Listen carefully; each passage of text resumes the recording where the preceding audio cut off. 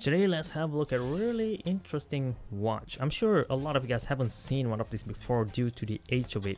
It is like 15 years old. This is called the GW-1210CJ-4AJF and this is how it looks like.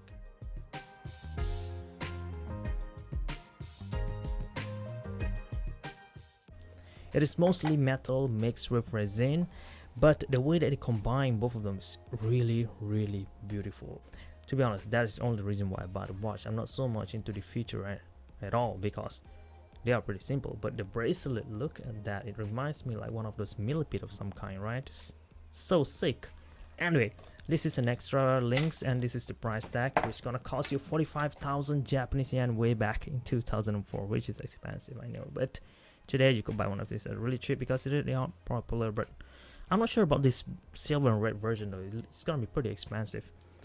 Anyway, this is how it looks like. Okay, the bracelet consists of two parts. Well, there's three really, for the bar that lock it into place.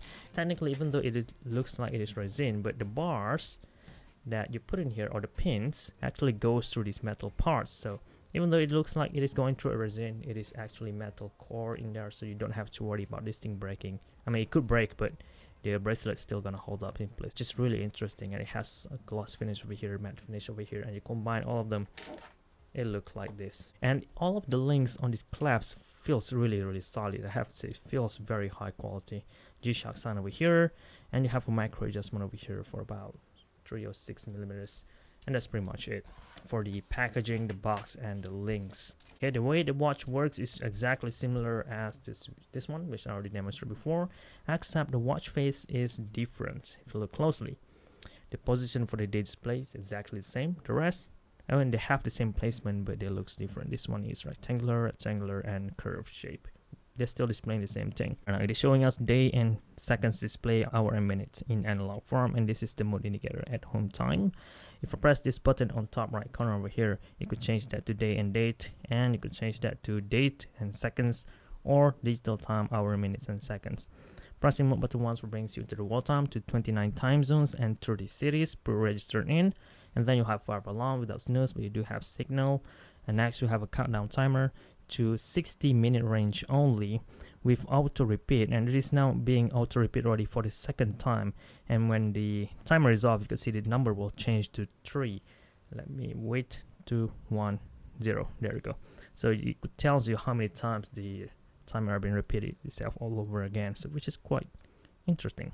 Next, you'll have a stopwatch which could range to 100 minutes, not hours, but only 100 minutes to 1 hour 100 second precision with split time. The last mode will be hand setting, just in case the hour and the minute hand are misaligned with the digital display. Now back to home timekeeping, which in this case, look at that, 2 o'clocks match really well, so I don't have to set it up. You do have waveceptor, which could only receive 2 signals, being 40 kHz and 60 kHz. You could set it up automatically or manually, and it even states it over here on the price tag, which Casio didn't do anymore today, so I have to share this thing as well. So look at that, the G series, because of the revolutionary and the achievement over here. 2 different signals, 40 and 60 kHz Japan, and there's down here Denchi Kokan Fuyu no Top Solar, which literally means you don't need to change the battery type of Top Solar G-Shock watch.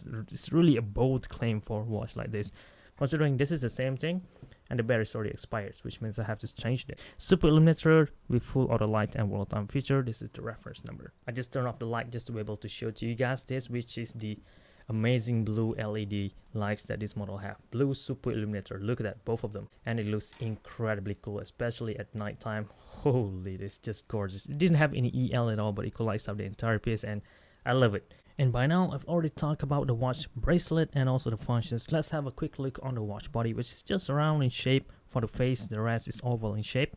And I have to point out the lug of the watch is locked with this screw on this side.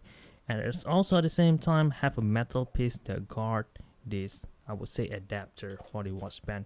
It looks really integrated with the watch bracelet. Altogether, it looks like a singular piece, which I believe almost every G-Shock have this kind of constructions, all the way to the model we got today as well.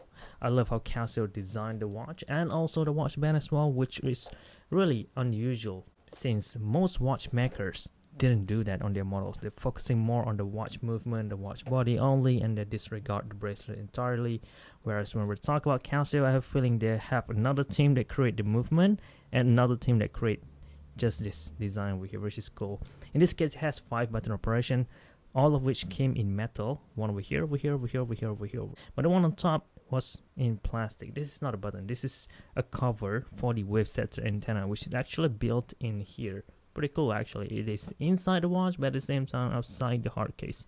Really nice. And of course, for the fit, it is really, really good because I mean, it is a bracelet model. You could set it up just nice to your wrist size, and in my case 15 centimeters, and it fits really, really well. Though I have to say, because of the design of the watch body, it is really, really long.